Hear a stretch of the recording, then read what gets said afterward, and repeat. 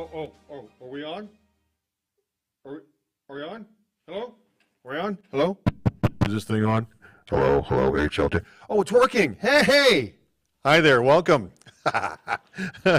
Yeah, I'm not going to say Happy New Year because it's already the 4th of the month, and as of the 3rd, New Year is done.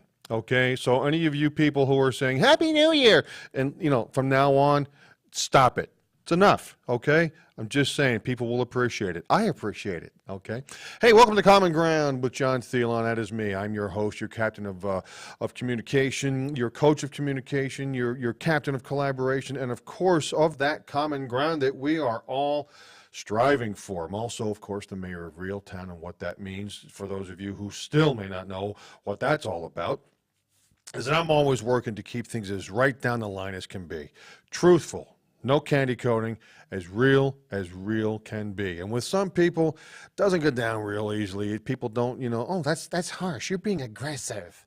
No, I'm being real. Other people, they crave it. So do yourself a favor here too, folks. Crave it, okay? Be in that group. We're coming to you today, of course, from the Hamilton Media, Hamilton Radio studios here in Hamilton, New Jersey, just off of U.S. Route 206 and I-195 here, right outside of beautiful greater metropolitan Trenton, New Jersey. That's a joke, just so you know. Hamilton Radio, and this is no joke, is an iHeart Radio station. Yeah, the flagship station, I should say, of Common Ground with John Thielon, again, me, and for the Exceptional Radio Broadcast Network, the ERBN. Now, let me just tell you, as always, and I was listening earlier and yesterday, and well, pretty much every day, for the absolute best in music, from the soundtracks of our lives, the stuff we know, the stuff we love, the stuff that's like, oh yeah, I almost forgot about that. All those good things, all those good musical things, to the best in independent groups and independent artists, which we do highlight. Tuesday is the day we do that. Tuesday is Indie Artist, Indie Group Day, by the way, on HamiltonRadio.net. Our new and updated, sparkly, shiny website, HamiltonRadio.net. If you haven't been there for a while, once again, do yourself a nice, good favor. Go to HamiltonRadio.net. Hamilton Radio, all one word, .net, okay? It's where all the cool kids go, and for everybody who just needs that music fix, okay?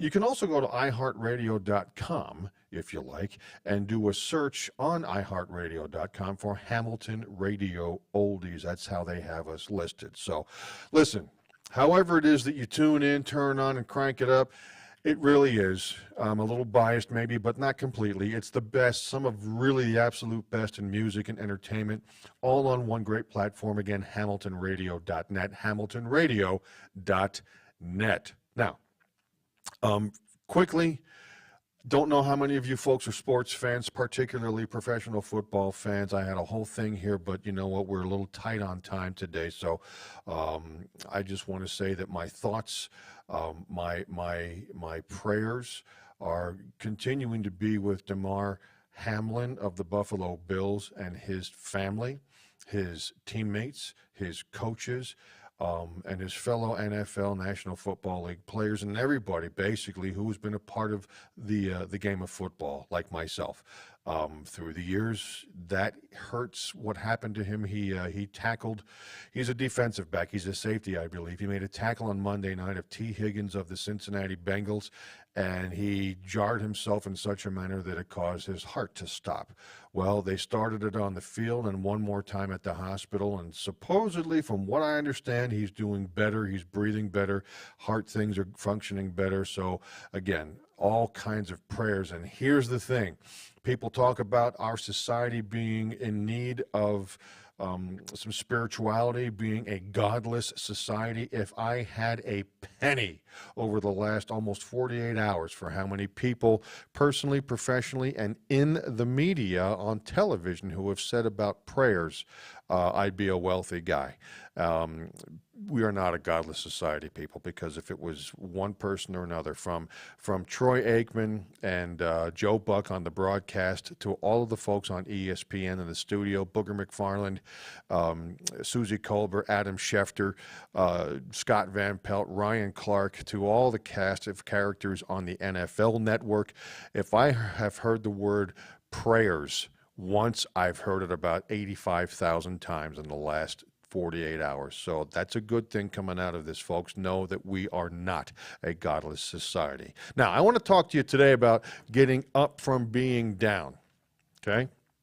I have to tell you, share some experience with you, some personal experience. I was miserable in my life. I didn't like waking up. Let's go back. This is going back a few years, a good bunch of years, okay? I felt like I damn near had no purpose, okay? I was doing things, but I really, really was unsure if what I was doing was what I was supposed to be doing, okay? I was just about a year and a half or so out of college. I had been Mr. Radio during my college days. I mean, I was awarded, actually, the Broadcast Student of the Year at Susquehanna University for the Department of Communications and Theater Arts my senior year, which was 85, 86, by the way. So this is almost as far back as we're going. On the air, WQSU at Susquehanna University, where I attended, was the radio voice of Susquehanna University. And I was the voice, ostensibly, for about 3-4 years of WQSU, FM 88.9. I wanted to do it all, so I did. I was on the air doing classical music shows. I did top 40 programs.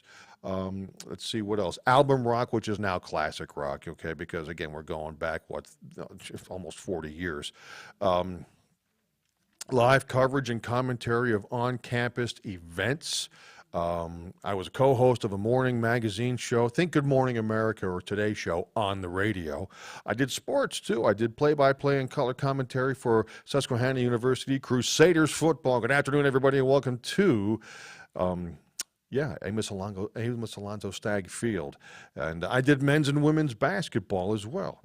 I wrote the weekly column for the radio station for the Crusader, which was the university newspaper. So, and we also had a yearly fund drive, like you see on PBS. Okay, every year, every April, we would drum up funds to keep WQSU on the air over the summer.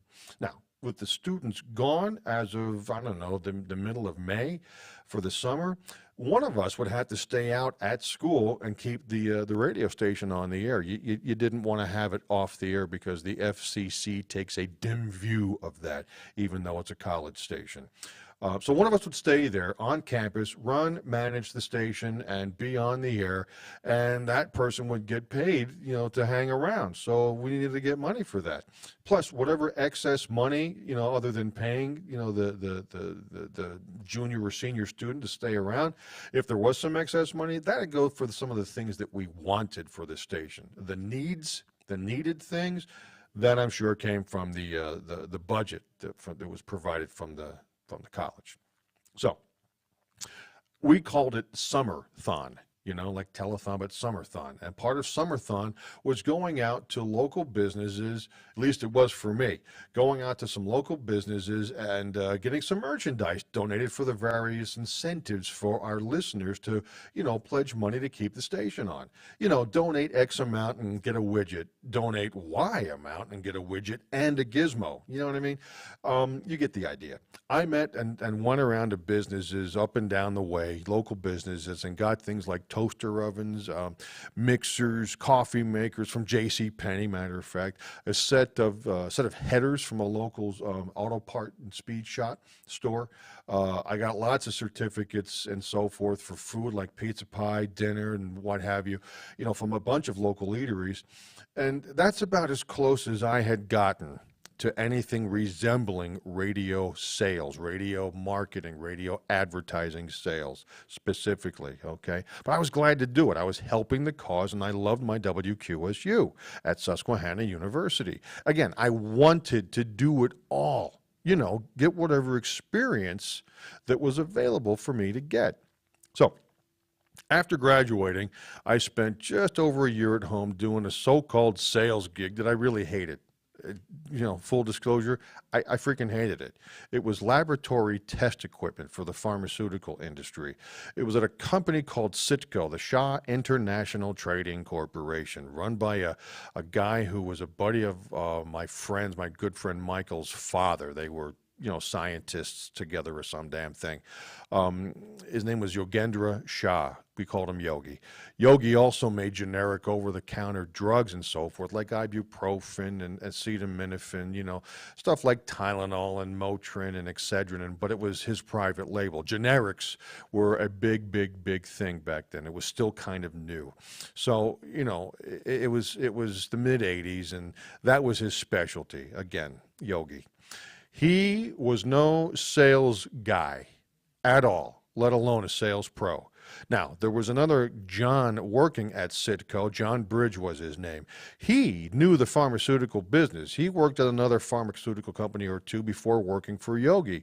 I was 21, just out of college. I'm going to say John was probably in his mid-30s, thereabouts, married. He had a couple of kids. He was helpful to a point. Okay, he did his little pitter-pat in a second nature kind of way, his sales boogie. He didn't really have to think about it so much. He knew the lingo, he knew the stuff, he knew what was going on. He taught me what he could, and I picked some things up from him by extension, like going out with him on sales calls or spending a day with him here and there, whenever I could. But Yogi, ideally as the company owner, should have been the guy who trained and taught me or made arrangements to do so formally. He did not, okay? Not a shot, just a fact, all right? So that wasn't happening. And Yogi was awkward around others. Again, he was a lab guy. He was a scientist trying to make a go of it, like so-called scientist, trying to make a go of it, marketing the PharmaTest brand of lab test equipment. It was an okay product line. It was made over in Heinberg, Heinberg, Germany. But there was no U.S., United States, America-based support. They were basically, as the Germans will tend to do from time to time, they were attempting to do 1990s German technology in 1986. There was good intention, but there was no substance. A lot of style to the equipment, but there was no substance really. The equipment was not nearly as reliable as a couple of the other industry standard options in equipment, from companies who sold and had a history in the industry. Erwico is one I just now thought of. That was frustrating. Frustrating for me, frustrating for John Bridge, the other sales guy, and a guy by the name of Dale Leitner. Dale was our tech and repair guy. Yogi would send Dale out to the various clients to fix things, from a belt that made stuff turn around to a digital display board that went on the fritz, whatever. Dale got so frustrated with this nonsense that he took another gig shortly into 1987, about 6-7 months after I started with the company. So until the new guy, name was Sean, until Shonsky was up to speed, Uncle Shonsky I used to call him, that was John Bridge or me, who had to deal with the customers who had several $1,000s worth of equipment that wasn't working properly. One in particular was way out Long Island. Yogi calls me into his office. He says, "Oh, John, I need you to go out to the such and such a laboratories out beyond Ronkonkoma, Long Island." I'm like, "Oh, tell me about it." Well, and basically he had sold them this equipment that wasn't working properly. And I said, "Well, not for anything, Yogi, but, why aren't you going with me? I mean, are you not going to be around?" "Well, quite frankly, they hate me." Okay, great. So I'm walking into a fire. This is the kind of stuff that was starting to happen over and over again. So after about a year of this BS, I also had enough. I wanted out, and I got out ultimately. My mother, God love her, who knew how much I enjoyed my radio stuff during my college days. Well, she and Dad were out in Pennsylvania, not quite an hour away from where I went to college, visiting my aunt. Her sister, my Aunt Pat. April '87. Okay, I must have had something else to do, like, I don't know, not tag along with Mom and Dad at age 22 by then. Yeah, so I didn't go. When they got back to Jersey, they showed me a classified. Mother produced this newspaper with a classified ad from a local paper out there, the Berwick-Bloomsburg Press Enterprise. Specifically, she pointed out a one ad that was for a radio sales position just over in Williamsport, again, about an hour away from Berwick, so it was reasonably close. Berwick, by the way, is where my mom is from, so I've got it's like my second home out there. The next day, so now it's Monday, so I found a payphone, called the guy it said to call in the ad, guy named Joe Dalto. We talked on the phone. He ended up wanting to meet with me. I kind of sheepishly told him, listen, I don't have the paid time off to come out to Williamsport to do an interview during the week. I do visit, some folks who I went to college with down about, 45 minutes, south of you. Could we maybe meet on a Saturday? He said, yeah, you know what? Why don't you stop by the house on Saturday about 11 o'clock? I'm like, whoa. So he gave me directions and bingo, up I went. So I visited, we talked, and he hired me right there as a new radio ad sales guy. So I made arrangements for an apartment a couple of weeks later when I was out visiting, to see those same friends. And then on Monday, June 1st, 1987, I walked into the offices of Lomco Communications, WILQ FM and WLYC AM for the first time. Doug Dodge answered the door. We missed Doug Dodge. We lost him about a couple 3 years ago now. At any rate, it was early June, start of the summer season, and everything was new, everything was exciting. Plus, get this, I got some actual radio sales training actually 3 times a week, Tuesday, Wednesday, Thursday morning. Jim would do it. Jim was basically the assistant sales manager. They were teaching me stuff out there that I needed to know, unlike my experience with Yogi and the pharmaceutical crap that, he's like, okay, go. Thanks. Okay. So I have to tell you, for a couple of little stations in such a small market, you figure New York is market number 1, LA is 2, Chicago is 3, whatever. Williamsport is about market number 270. So for such a little media market, they sure didn't act like a bunch of hayseed knuckleheads, like living out in Podunk, Pennsylvania. They did not.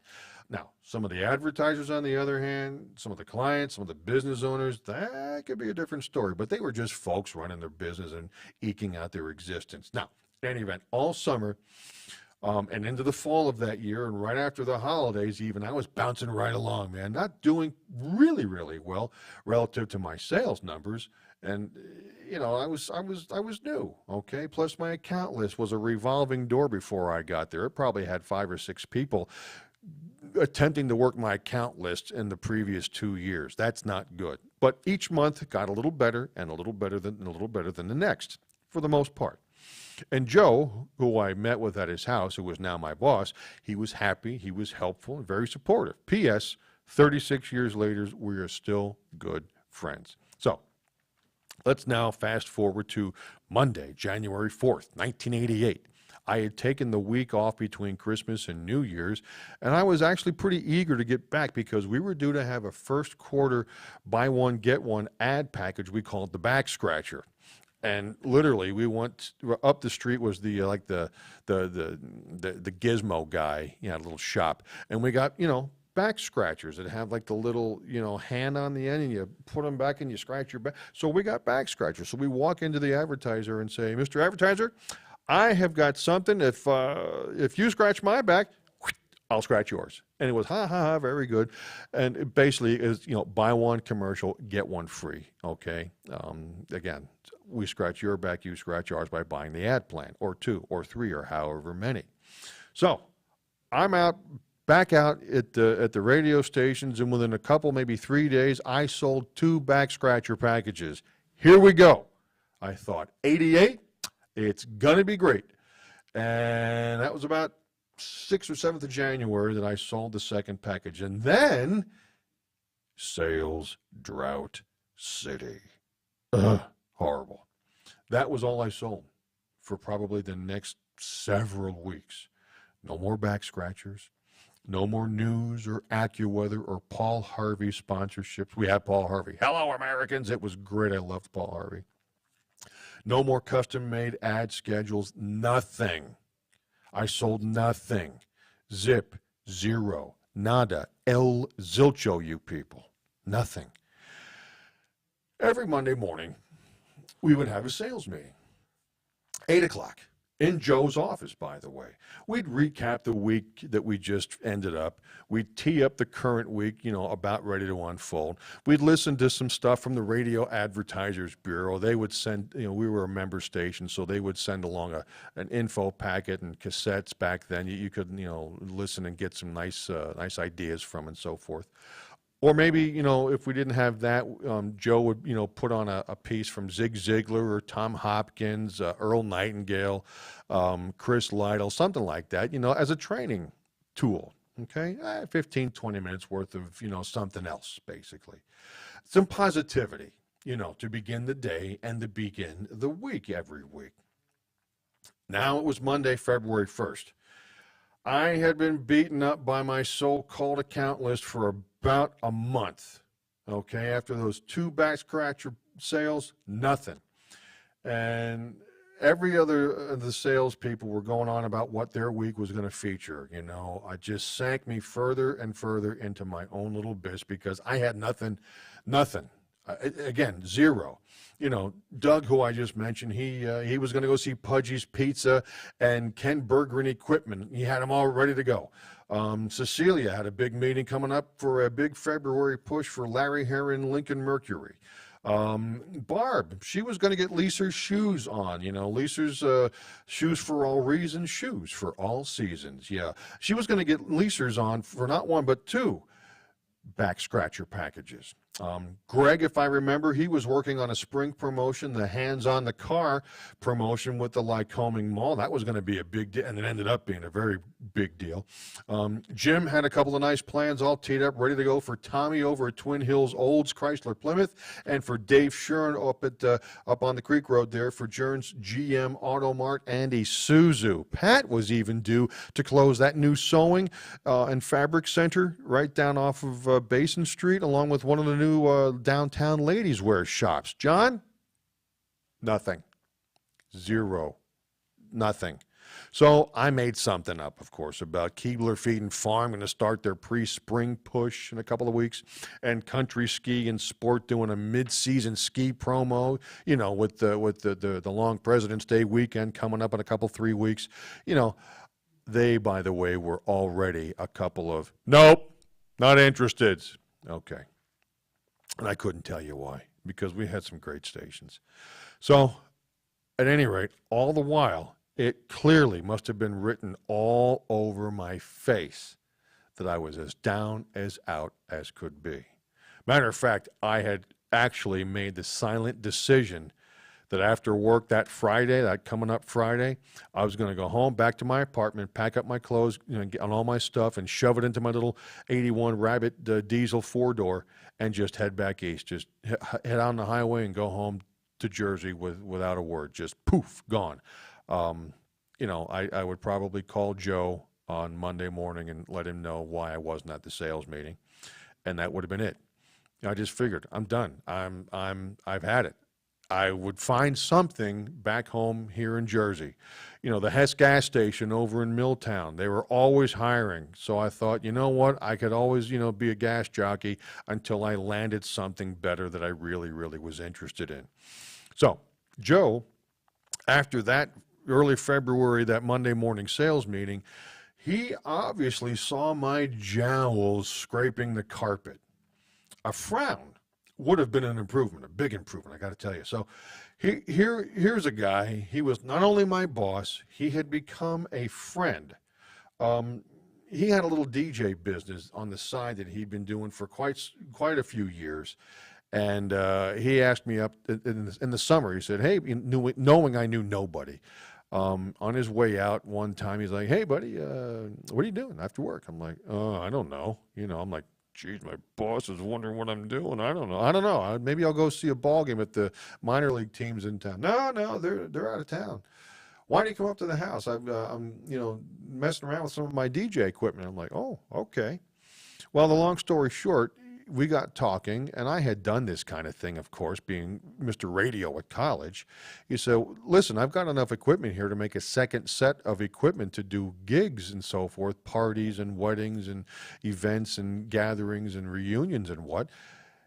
Whenever I get, a second booking for a certain date, why don't you take that gig, put some extra money in your pocket. So I did. See, this is the kind of guy Joe Dalto is. He's a friend. He was my boss, but he was a friend.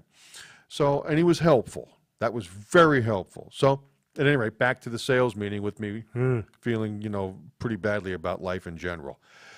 After he ended the meeting, as I was wheeling my chair out of his office, he said, "Hey, buddy, got a minute?" I said, "Yeah, sure, Joe, what's up?" He said, "Well, why don't you tell me? You're not looking as bright-eyed and ready for action as you typically do. Everything okay?" That's all I needed. I just lost it. I felt like a failure. No sales since a day or two after I got back from New Year's, and on and on and on. He got up, closed the door, and he let me air it all out.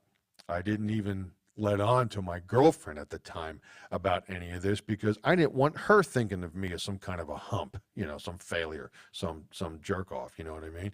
So at that point, after I'd vented off all of this negative steam, I got to say, Joe was brilliant, absolutely brilliant, whether or not he even realized it. He didn't try to coach me up or give me some rah-rah BS. He didn't.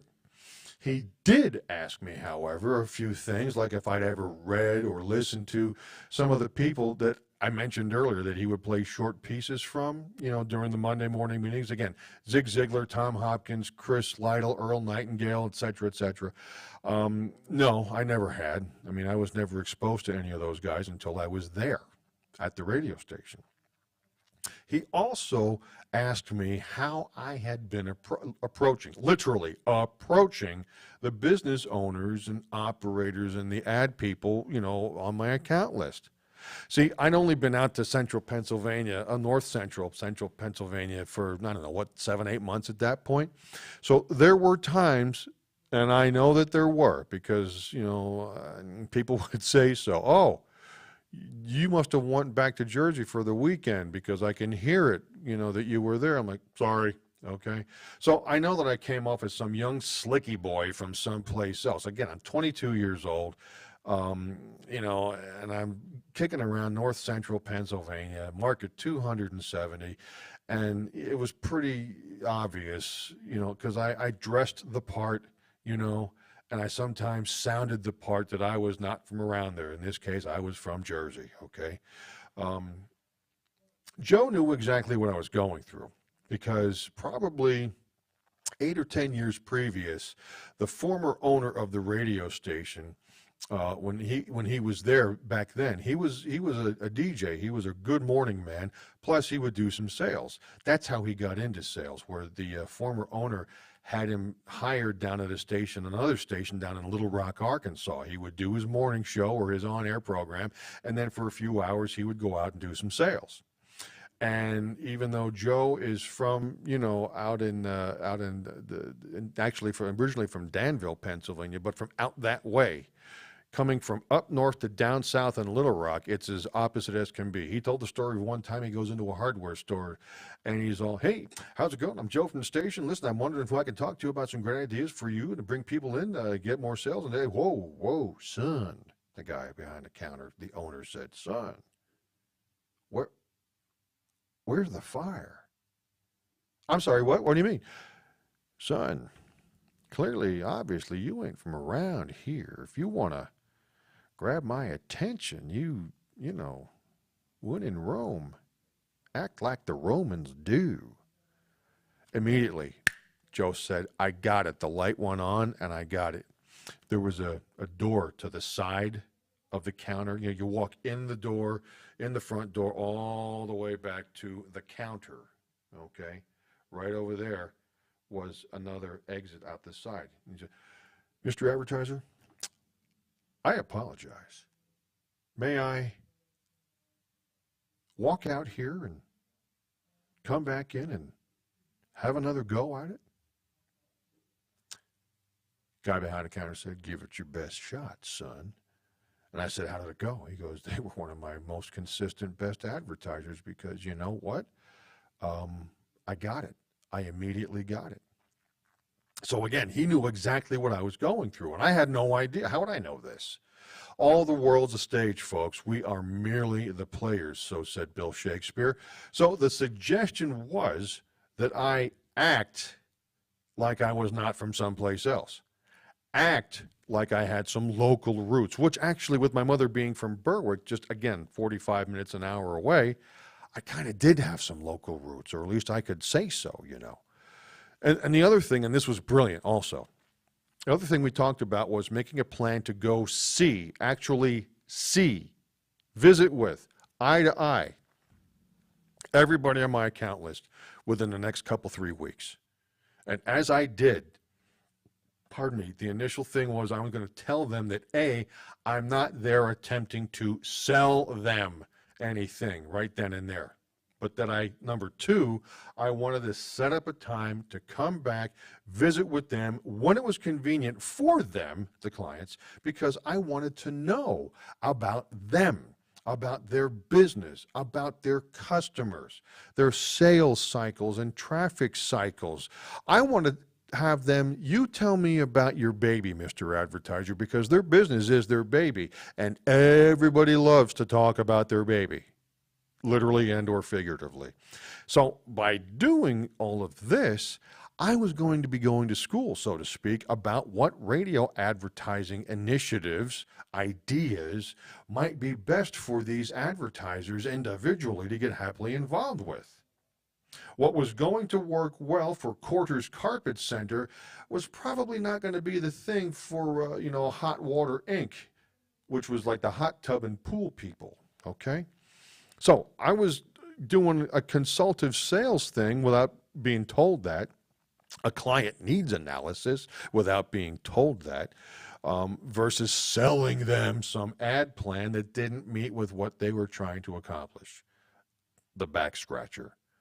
The back scratcher, now that I knew about this, was basically a crowbar in, not the solution all the time for an advertiser.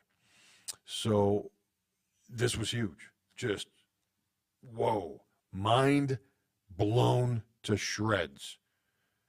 And Joe must have seen that on my face too, because again, you okay, buddy? Is what he said to me. And I said, yeah, I'm good. But you don't even understand, Joe. I think I may have been just reborn right here, right now, today. I think I now know what I'm supposed to do. It might take me more than just a few weeks here, but Joe, I got to ask you, can you stick with me? Just can you tell Bob, the GM, and then just to stick with me. I think I may be able to get this figured out. So I went back to work the next day, Tuesday, with a whole different thought process in my head. Now, despite taking some of Joe's overflow DJ gigs and an evening and weekend job I had at Kinney Shoes. By the way, I went to Susquehanna University with the assistant. I didn't know it. I'm walking around the mall one day because I figured, well, okay, it's summer, it's hot, the mall's got air conditioning, because my apartment was not the coolest place on the planet. Top floor and heat rises. So I'm walking about the mall, and there's my friend Todd Colgrove, who graduated 1 year before me, who was the broadcast student of the year before I graduated, my junior year. There he is in Kinney Shoes.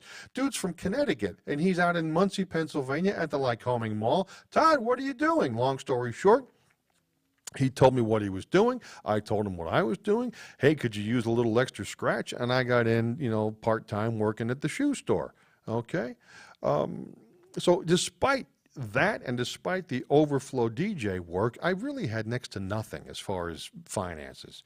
The hours, now it's February of '88, the hours of Kinney Shoes were hugely less than during the fall and the holiday season. The DJ gigs had dried up because back then anyway, out there were not many winter weddings, and the holiday party season was done and over with. WILQ and WLYC, they paid me peanuts. I took home $360 every other week. Rent was about 250. Well, it was 250. It was actually 300, but here's another long story short.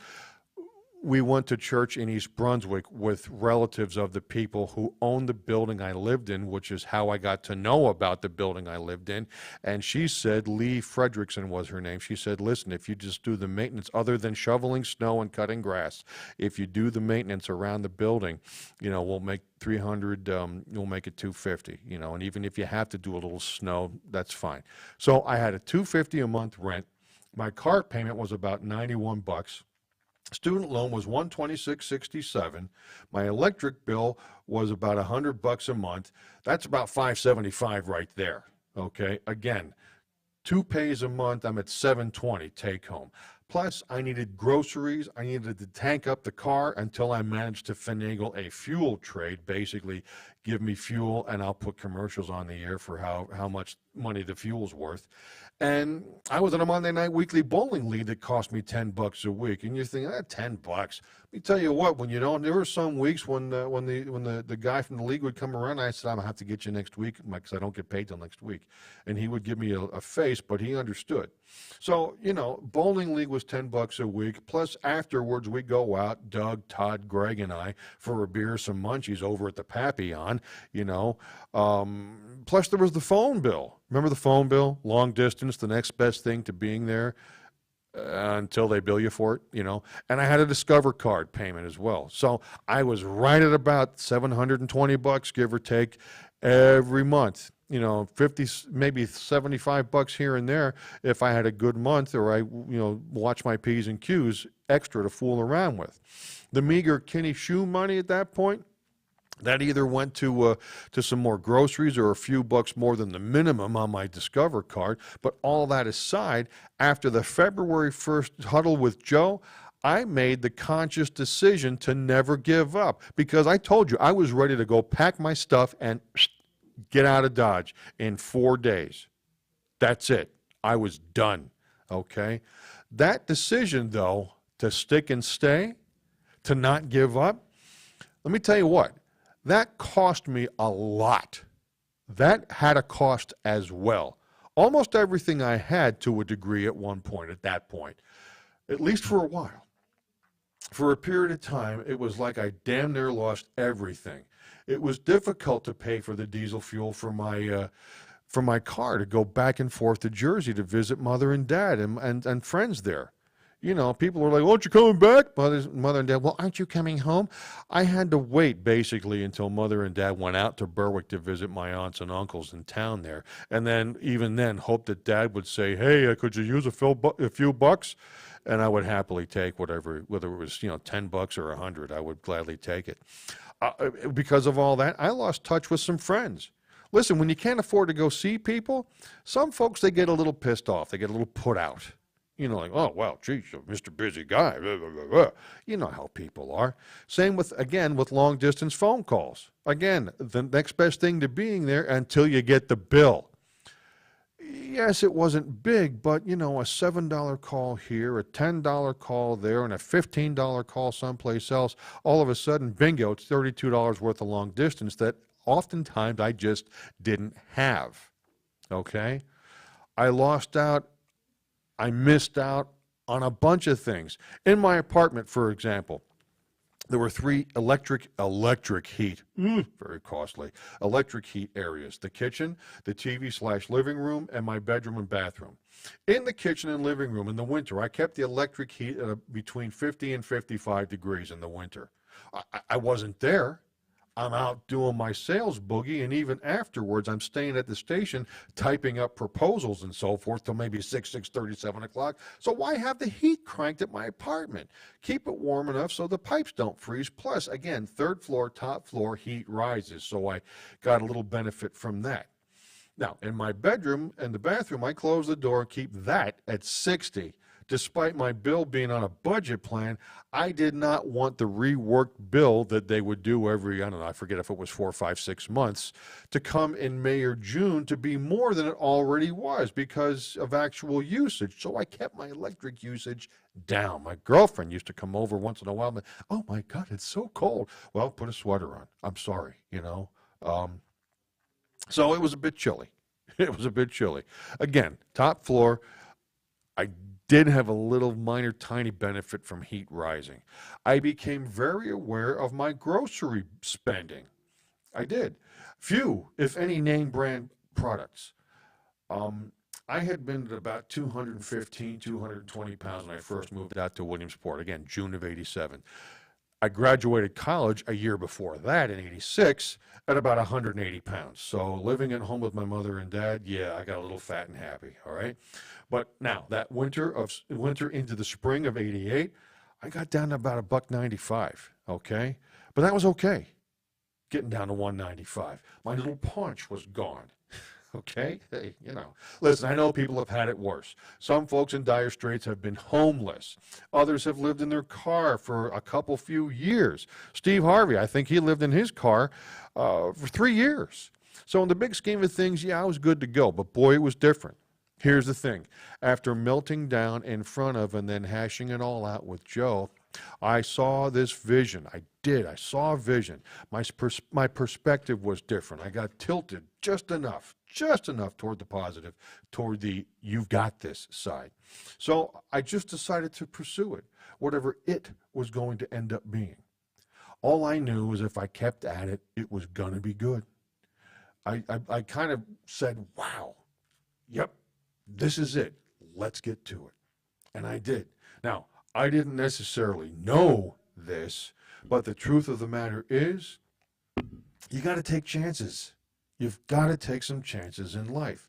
Again, I didn't realize that. I was just doing what I was doing. I figured it out. In my head, it was an epiphany. It was an aha moment. I hate that expression, but it really was. It was a revelation. Life is about risk, kids. It really is. You play it safe in life, you aren't going to have much of a life. Hear that again.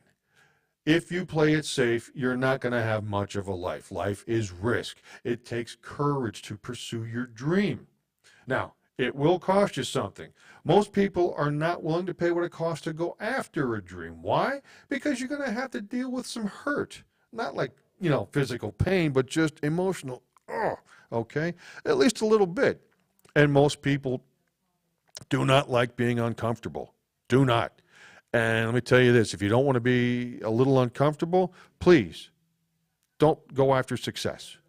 Yes, I know, somehow that sounds a little wrong, but it's not. Why do I say that? Because success can bring with it a very uncomfortable feeling at times. Not always, not even all the time, or close to all the time, but at times. And I just learned to be comfortable with being uncomfortable. That's the key right there. Life is good. Life can be hard, difficult. Not always, not even close to always, but often enough. And that's being as real and as truthful as can be. No negativity here, folks. No, just how it can, does, and will happen at times. For every time you've got a plan, a dream, an aspiration, or a goal, you know what happens every time you got one of those? This thing comes along called life. Happens to everybody. Life has disappointments. It's got peaks and valleys. You're going to lose somebody you care about one day. That's a valley. You're going to, somebody's going to close the business you thought was going to stay open so that you could retire from there one day. That's a valley. Somebody's going to fire you, lay you off, let you go for some ridiculous, dopey, stupid reason. That also is a valley. The people where you got your credit card are going to sell their company. They're going to sell their business to another credit company. Your 17% interest, which is highway robbery to begin with, is now going to go to 29.5%. You didn't even know why your minimum payment changed to $40 more per month without any advance notice. I'll tell you why. Life is why. Okay? You can stop thinking that life is going to just one day end up being easy when stuff like that doesn't happen. No, it just happens. I'm not being negative. I'm being real. Mayor of Realtown over here. Why do I say this? Because here's the news flash. It likely isn't going to end up being it's easy all the time. There will be times that happens. I'm going to tell you that too. As upbeat, positive, can-do, and of good cheer I am, that I talk about being, and it's good to be, that's a false hope to think that you're going to have a wonderfully 100% totally carefree life. Again, sorry, I'm just being real. Now, we all live in this bubble, okay? What we've got to do, we've got to put more air in the bubble. We've got to blow that bubble up, expand ourselves, take ourselves out of the comfort zones. Don't live in your bubble. Put some more air in your bubble. If you stay in your comfort zone, that's where you're going to fall. You're going to fall, and there's going to be some failure in that comfort zone. Success is not a comfortable procedure all the time. It's not. It can have a lot of comfortable elements and outcomes, but it's a very uncomfortable thing to attempt. So you've got to get comfortable with being a little uncomfortable from time to time. It might be a little. It might be a lot. It might be someplace in between, okay?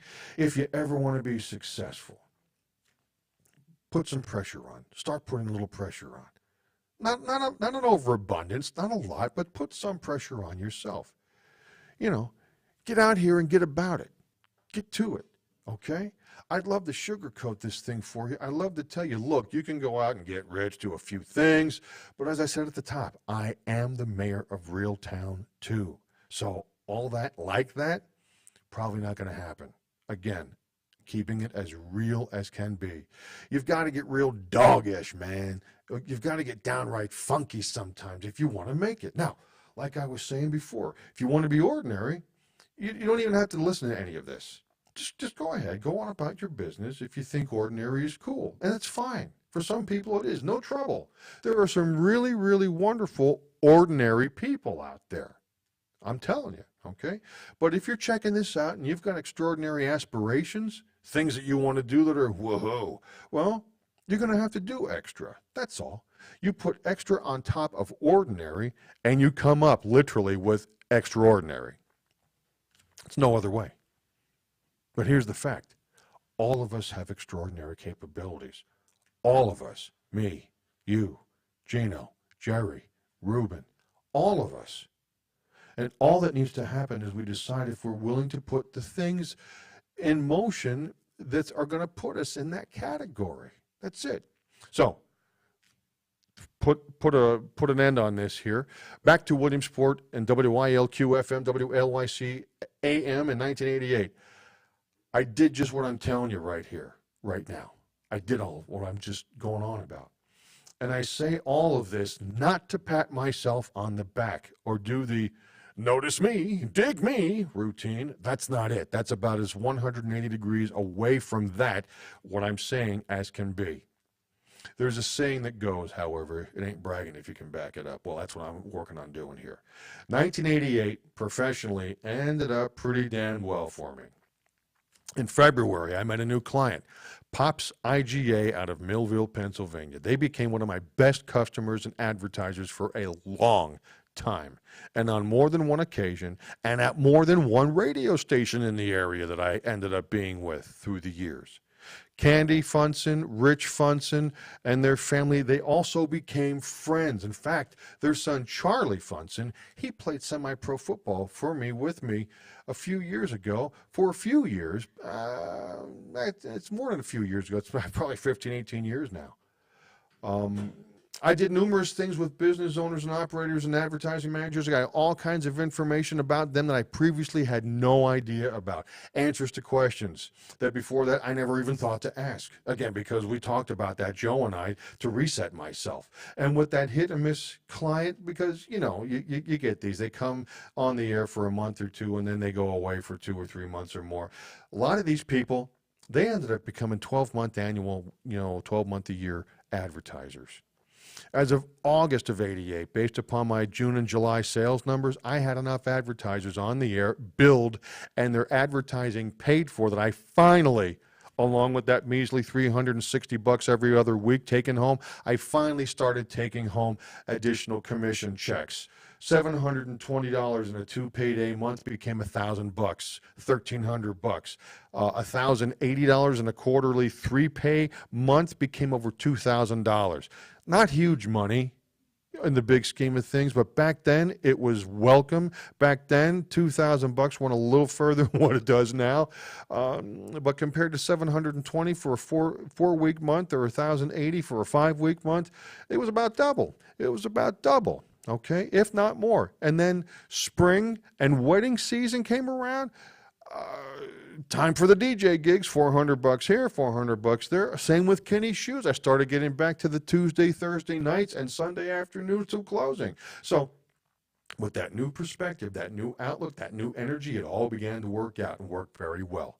Which that next May of '89 led to my first sales manager gig about an hour away from Williamsport over in State College, Pennsylvania, in Penn State University's backyard. That's a story for another time. Listen, I was eager to learn how to get to and to be at my common ground. I was. But I needed to have life beat on me for a little while. I needed to get some renewed and some better perspective. If that's where you might be right now, well, it's an ideal time right here on January 4th, the very start of a new month, a new year, to get up off your knees, maybe after getting beaten up a little bit, I should say, by life, and get to it. You've taken the hit. That's good. Now, get up from being down. You've taken the hit. Keep moving forward. Again, that's how winning is done, how success is achieved. Trust me here. Take it to the bank. Been there, done it, wrote a book on it, did a show today on it, designed a T-shirt for it. Do not doubt me. I'm here to tell you. And as always, by these things I stand. You should too. That's all of it, kids. That's all. I've said it all. I think I've said enough for today. Once again, give the rest of the week your best shot. Have a great weekend, everyone, too, wherever it is you are, whatever it is you do. I am going to slide out of here right now. So I'll catch you next time. Thank you, everybody. Thank you. God bless you. Until next time, I'm John Thielon, and this is Common Ground with John Thielon. So long.